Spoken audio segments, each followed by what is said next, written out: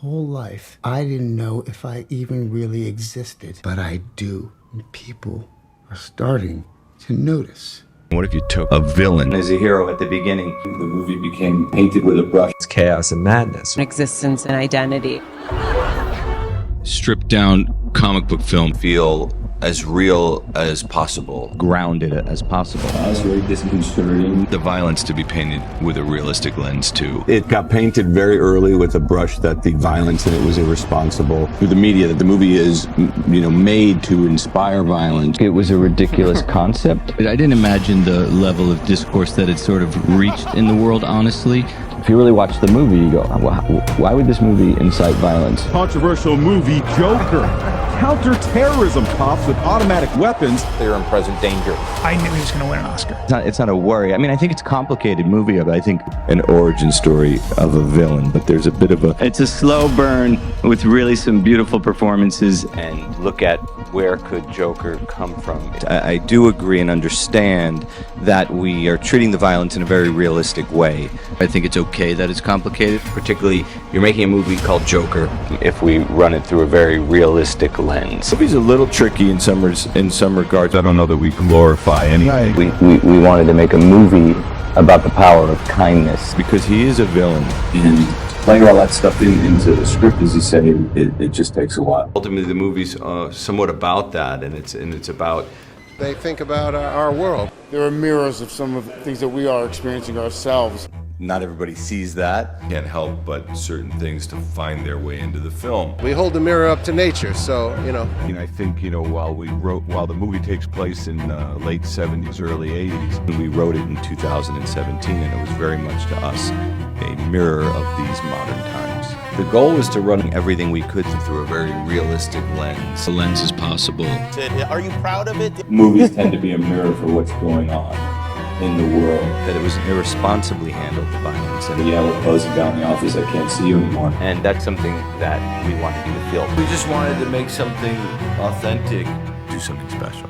that had an impact. A movie about something meaningful. I thought it would be a really interesting thing To do a character study. Do these kind of small character study films. If you kind of dress it up this way, and as mercenary as that sounds, that's really what the idea was. And I really wanted to do a deep dive sort of character study into one person. Movies I grew up on. Taxi Driver.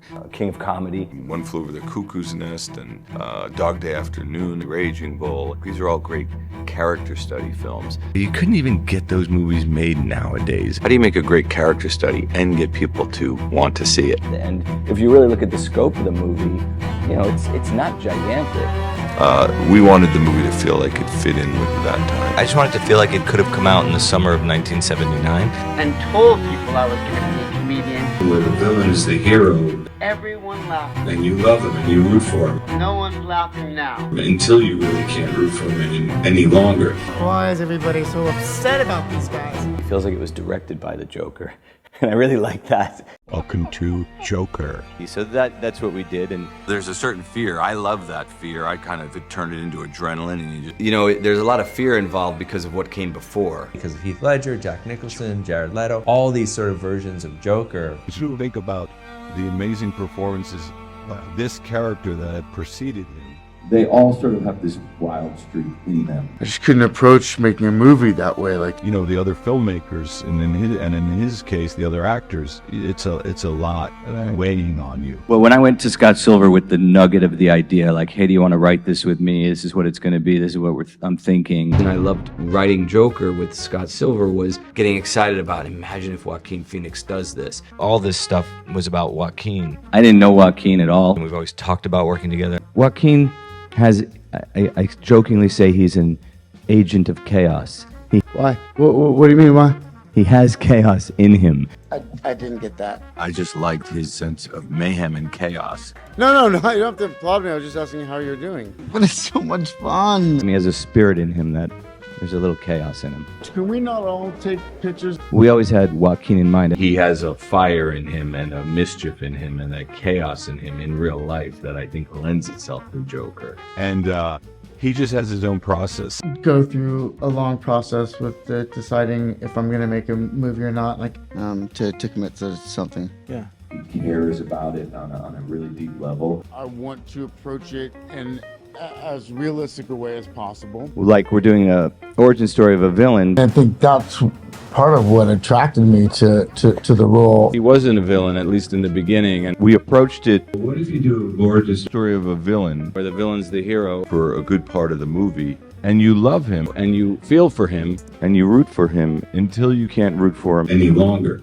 And it's a little bit the trick in the movie. of like getting you to love this guy until you can't love him anymore. And that point is different for certain people. Make something that just feels wholly unique. In some ways, it seemed limitless in how you could interpret the character. I didn't know I could make a movie like that. I wouldn't know what to do and what you could do with it. So it requires a certain amount of research and trying to understand the character somewhat enough to kind of make that decision. First thing for us was the weight loss. I started to study medication and the effects and side effects of those medications. And one thing that everybody was talking about on these boards, filled with people talking about how their medication had affected their weight. These dramatic changes, extreme changes in their weight, losing a lot of weight. You were so skinny in the movie. Obviously it was an extreme weight loss. It is difficult at times. As it turns out, that then affects your psychology. But then there's something very empowering about it as well. Unique control over my body and how I move. It made me feel my body in a way that I don't normally kind of feel. Just having like that level of control over yourself. You start to go mad when you lose that much weight in that amount of time. Having that kind of level of hunger makes you just think differently. It seemed like it was really important for the character. I really believe that Arthur needs to look hungry and wolf-like and malnourished. A hunger for the kind of adoration that he craves.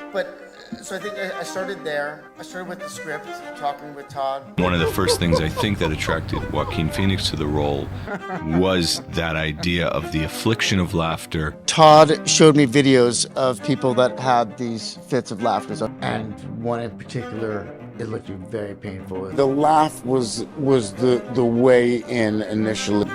It was challenging in many ways. And I think everybody kind of imagines what it is or what it should be like. He was very nervous about his ability to do that laugh in the movie. Obviously the Joker laugh is iconic. And He wanted to make sure that it was in line with what I was thinking.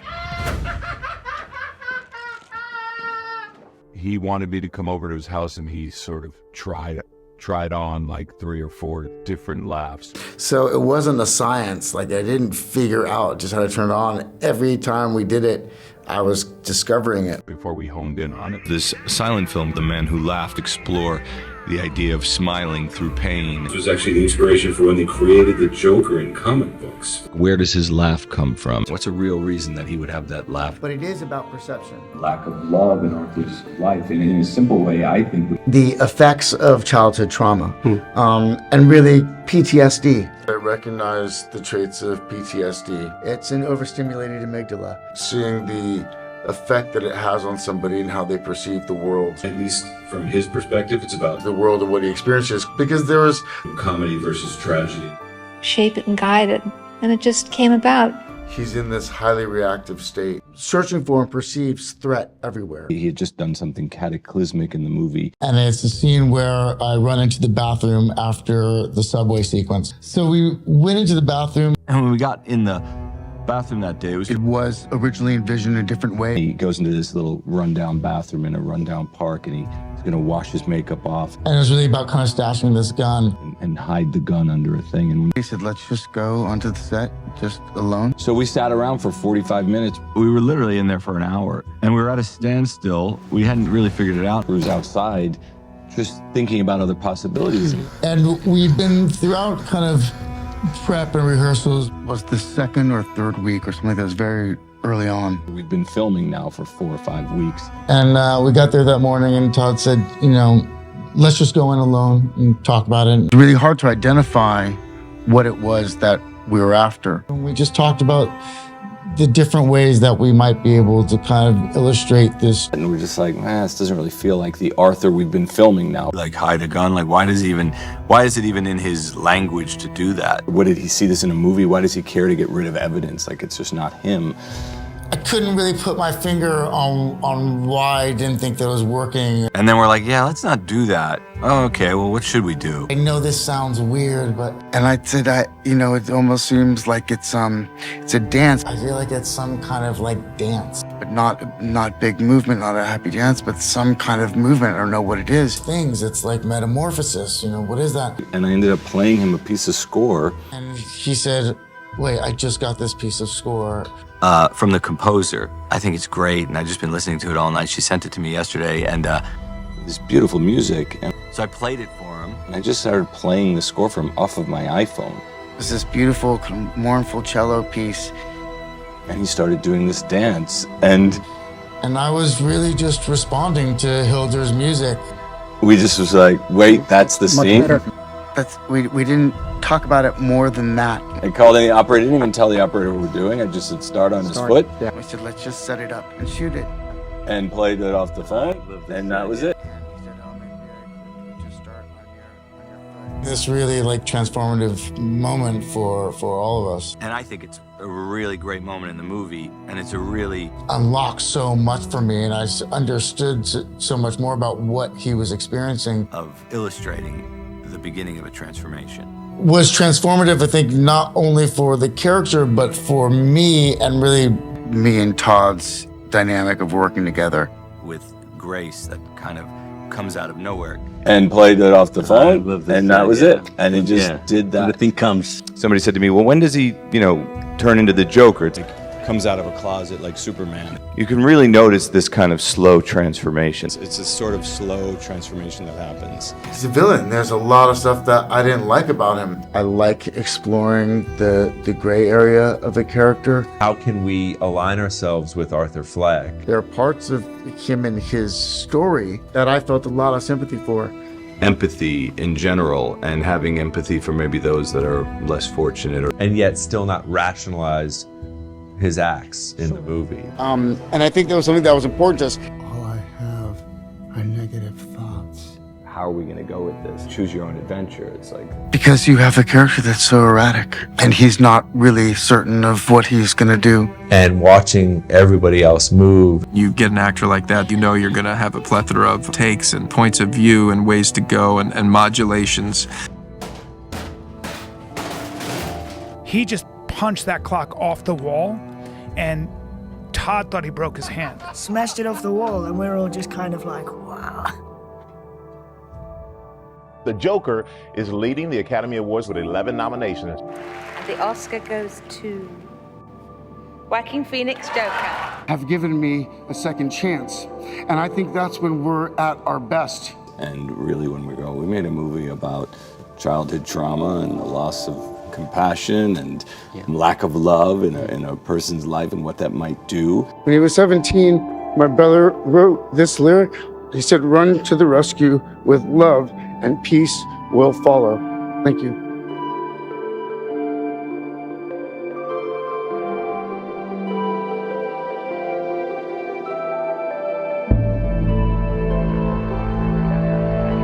It's me. Or is it getting crazier out there?